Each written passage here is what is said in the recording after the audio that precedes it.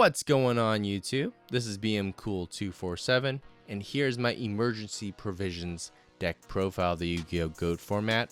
If you don't know what this card does, it's a quick play spell that reads, send any number of other spell or trap cards you control to the graveyard. Gain 1,000 life points for each card sent to the graveyard this way. So it really just is a glorified Denketo, but it's a quick play spell, so we can really abuse that. So you can use this in tandem with quick play spells, other quick play spells, and chain this at the end. Or you can use this in tandem with trap cards as well and chain this at the end, because the quick play spells and trap card effects still go off, and then this card sends it to the graveyard and you gain 1,000 for each. So the whole play style of this deck is to burn your opponent with cards like Just Dessert or Thessalos or Magic Cylinder or Poison of the Old Man, which I'll get to in a moment. But instead of stalling them with cards like Gravity Bind or Messenger of Peace, you have cards that kind of disappear in their face, like Emergency Provisions or Poison of the Old Man, and you have so much life points instead, you have so much cushion there that you're not as worried about them attacking you directly because you have so much cushion. And it actually works out better than you think. So let me get into the card by card here. Thessalos, as you may already know, is good for popping their hand, and it's good for getting rid of those BLSs and Chaos Sorks that can be problematic. But it's nice because they have to hold on to those in the beginning of the turn or of the game, and it's nice to just pop it out of their hand. It's a good beat stick in case you know they don't have anything, to stop it from attacking, things like that. At 2,400. And it works really well with Soul Exchange, which tributes off their monster. So Thessalos is here for the little burn damage. Giant Rat, good for searching a Nimble Mamunga, which will give you more life points, or a Skull Mark Ladybug, or another Giant Rat if you choose to. Nimble Mamunga is good for fodder for Thessalos. Giant Rat can also search for something for Thessalos to tribute. And then we got Skullmark Ladybug.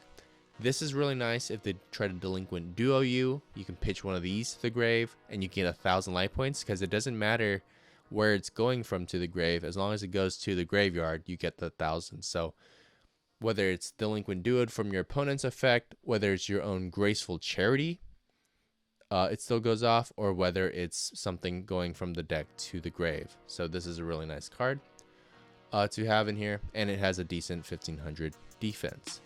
Big Shield Garna still inflicts damage to them because they're attacking maybe with like a 1,500-1,800 attack guy into this guy, and they don't see him coming because he's face down defense. So it's nice to have one of these, and then they have to waste some resources to get rid of him. Moth, because she'll hide behind this guy, he'll get rid of the knocks for you, and then Moth will come out and recover one of your spells that you can abuse. Snatch Steal, just in case you want to tribute it off for Thessalos, or in case you just want to use their monster's effect. We already went over this card, but it works really well with the other quick play spells, which I'll get into in a bit. Soul Exchange is really crucial in this deck because you can tribute their face up or face down monsters, and you can tribute it for Thessalos, or you can use it for Mystic Walk. And the nice thing about tributing something like a BLS or something with hefty defense, maybe you tribute your own Big Shield Gardener or their Big Shield Gardener or whatever, is you can choose their attack or defense. So you can tribute a BLS for 3,000. You can tribute a Big Shield Gardener for 2,600 life points. So it's really nice and versatile in that sense. Heavy Storm, because you can chain your own cards to Heavy Storm because you have a lot of spells and traps anyways. MST, just for back row removal. Poison of the Old Man is really good in this deck actually, because you have the option to whether you need the 1,200 life points or you want to inflict 800 to your opponent. If they're this deck works pretty well against Solemn Judgment because they like to recklessly take out their own life points. They like to Delinquent Duo, take their own life points out.